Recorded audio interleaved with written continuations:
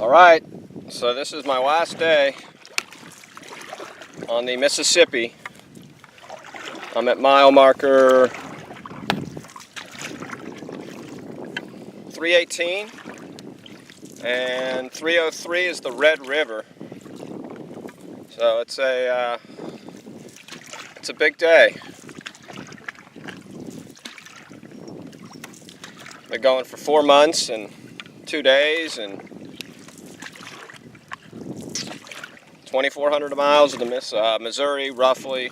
Missouri and Jefferson anyway combined, and another 800 plus or whatever it is on the Mississippi. And today I'll make it to the Red River. I should make it to the Red River. It's only 15 miles. I'm going roughly 5 miles an hour, so it should be about 3 hours from now. And as you can see, this is a big river. And there's a big barge coming around the bend, and the barges, they always take the outside bend, or almost exclusively will take the outside bend. So as you can see, he's on the outside, but he's going to be cutting over here soon, so I'm going to get on the outside of him and let him cross inside me. And as you can see in front of me is my new friend from Belgium, Ewaut, who started on August 4th at the source of the Mississippi, which is Lake Itasca in Minnesota. So he wanted to take an adventure, he wanted to experience America, and he felt inspired by Mark Twain and decided to canoe the Mississippi. So let's see if we can avoid this barge and see what the lake's going to be like.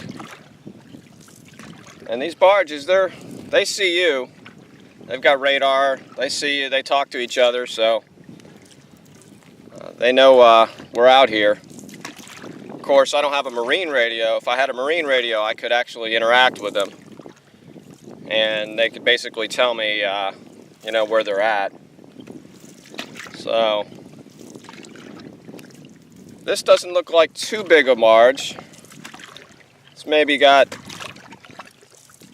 1, 2, maybe 15 cargo containers. I've seen some that have up to 49 cargo containers, and when they're going upstream like this, they create more wake than the downstream because they're going against the current, of course.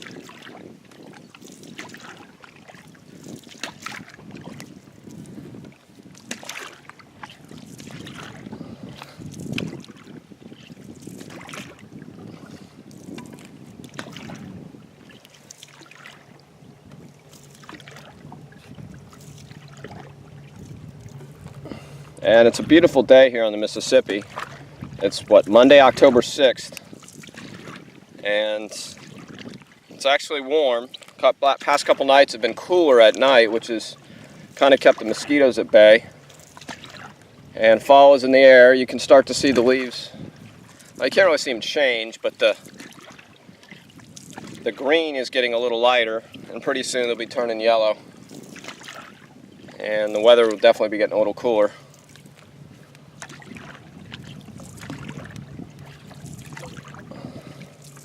So last night I had a great camping spot. There was a little island, and there's these back channels that you can go behind the island, take a shortcut. The risk is there's rock dikes, so if there's those, and it may not always be the best option, but the channel last night there was no rock dikes, so we camped back there, which was nice because you don't have the barges never go through the back channels, so we didn't have to deal with the noise of the barges or their wake. So that was nice.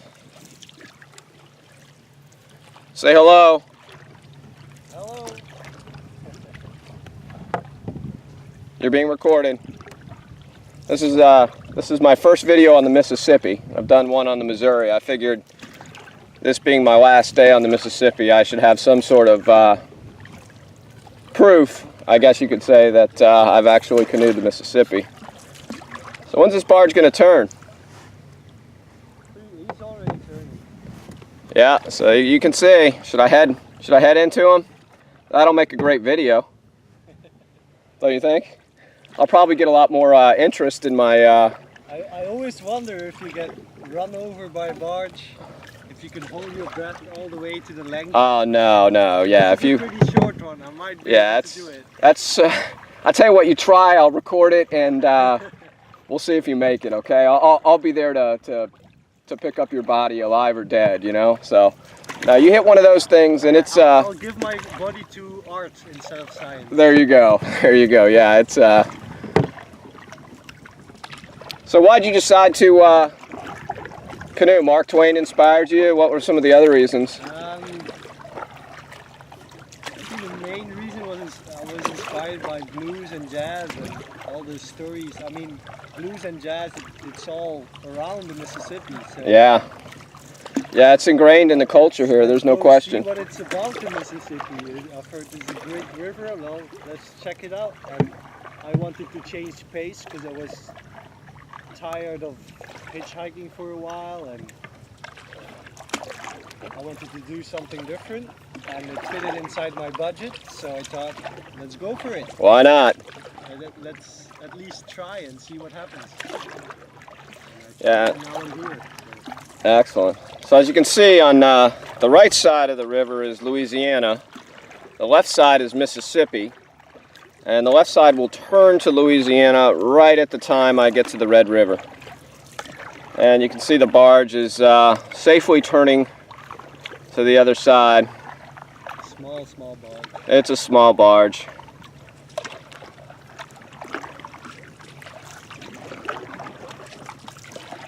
But nonetheless, we still want to get out of the way, and you hit a barge, and I'm virtually certain it's going to be death.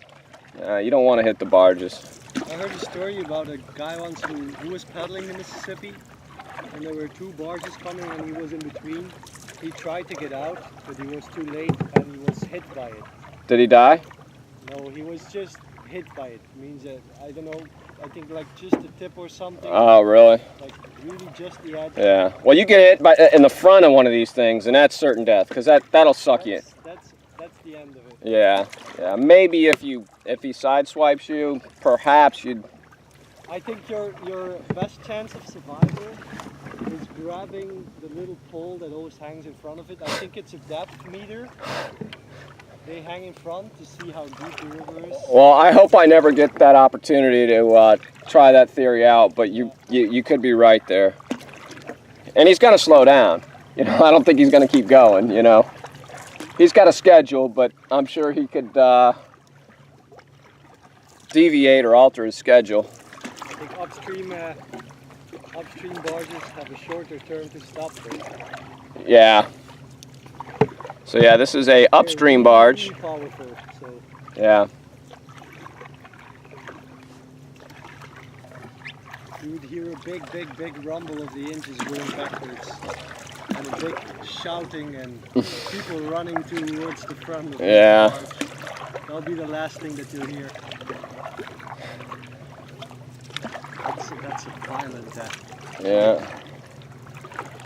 And on the right here is Three Rivers Wildlife Management, which the three rivers are the Red, the Achalafa, and the Mississippi. They all kind of converge, or the Red actually turns into the Achalafa, and they meet the Mississippi down here, which is where I'll be exiting stage right.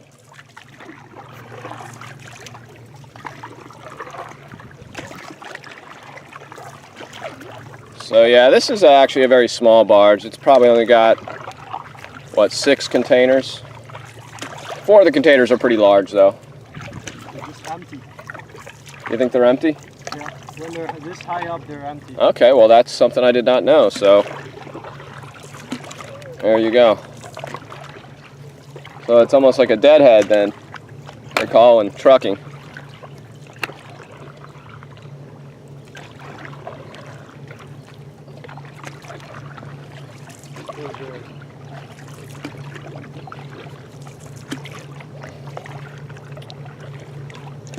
amount of barges you see together will probably all be empty. Like if you see a 42 barger or something, Yeah. they'll probably all be empty. Those So- two last ones are filled. Yeah. So why do they raise them up like that? It's just the weight pushes it down. Oh, okay. The whole inside is filled with probably corn or something. Yeah, well, it's grain season, so here comes the barge, and so the wake on this one's not too bad. Some of these really big ones, so that's like 1, 2, 3, 4, 8 containers. There's some of these barges have up to 49 containers, and when they're going upstream, it's it creates huge wake.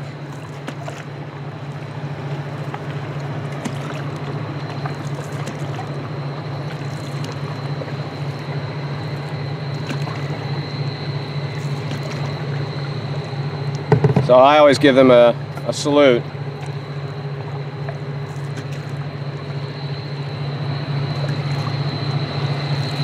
And Try to get them to honk. no, yeah, if they honk, that's generally not a good sign.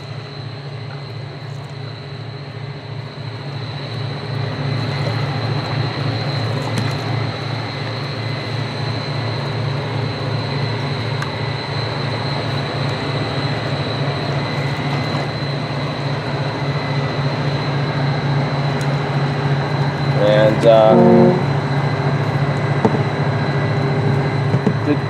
did you get him to honk? What did you do? Oh, did you? Okay, cool. So Ewaut, I guess he likes to have the barges honk. So here comes a couple ripples.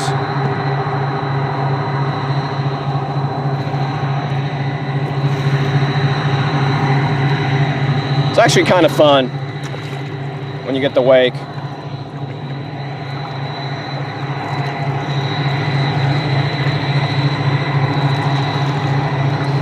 And with this being such a large river, you know, the wake isn't too bad. If on the Missouri, when a big boat or a big barge passed, which was very infrequent, I mean, it was like somebody picked up the river and shook it.